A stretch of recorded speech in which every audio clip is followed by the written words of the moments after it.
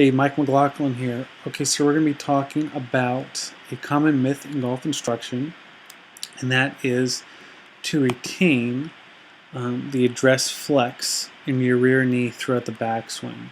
So this means that this angle here wouldn't change from address to the top of the backswing.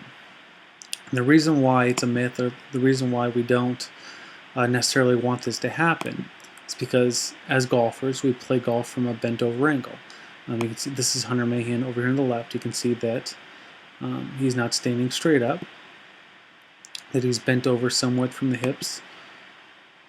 The hips are at a slant here. And what we're going to see is the good players or the best players will tend to rotate on an angle that's at about a right angle to their address inclination or the amount that they're bent over at.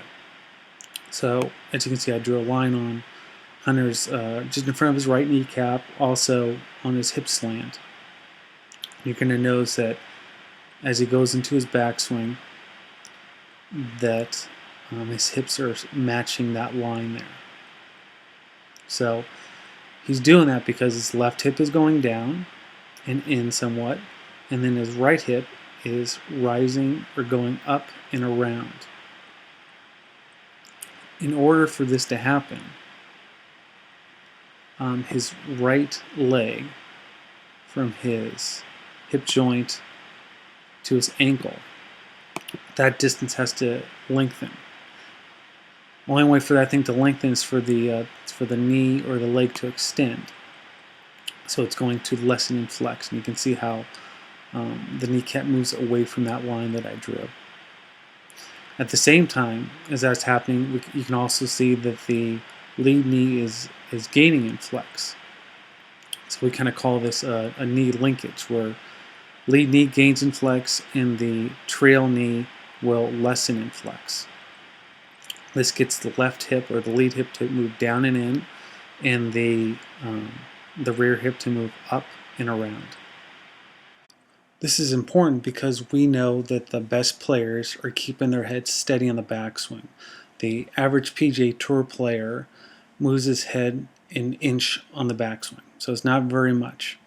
And they're not doing that by turning level to the ground.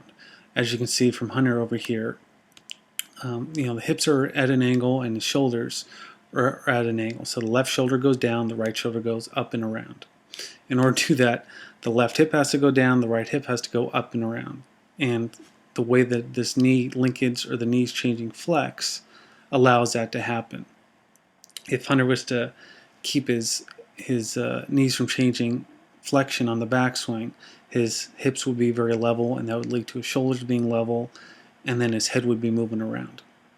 And that would kind of create some chaos and make contact, path, and face control much harder. So in order to keep your head steady during the backswing, again, the knees have to change flex. There's a knee linkage going on. The lead knee gains and the rear knee lessens. That gets the hips to turn on a slant, and that then allows the shoulders to turn centered, and that's what keeps the head centered. Over here on the right, just have some interesting footage of some, you might call them classic players. It's like Gary Player, Ken Venturi, Arnold Palmer, and Byron Nelson, just to kind of show you that it's something that players have always done in terms of the knee linkage or the trail knee lessening in flex. So we can see that as I take Gary's swing here, see how he's gaining flex in the lead knee, and how that rear hip is moving up and around on this backswing. We can see that the angle of his hips here. Again, in order to get that means that trail leg from the hip to the ankle joint, that has to be lengthening. Only way that can happen is for the rear knee to lessen and flex. And let's take a look at some of these other players here. So this is Arnold Palmer here. Again, as we take it back and see the left hip's going down, right hip's going up and around. Obviously the knees are a different flexion at the top of the backswing that they were at address.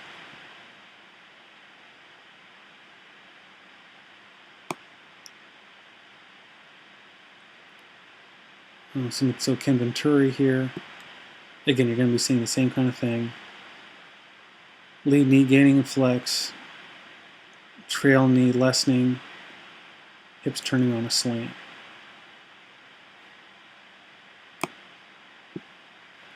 Again, you can't really get this look or these pictures if he was keeping his trail leg, maintaining the address flexion.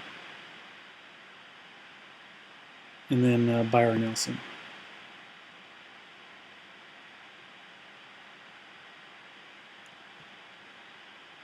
Same kind of thing. So the take home is, if you want to make a bigger turn, a more full turn, and keep your head steady, then make sure that your knees are changing flex in the backswing. Again, the lead knee for righties, obviously it's the left knee is going to be gaining flex and it's moving inward a little bit, and the right knee will lessen in flex. That gets the hips to turn on a slant, which will then help the shoulders turn. So if you're just watching this on YouTube, I'm going to include a link to the sand trap thread in the description. But thank you for watching. Hope this helps out, and hope you enjoyed the video. Thank you.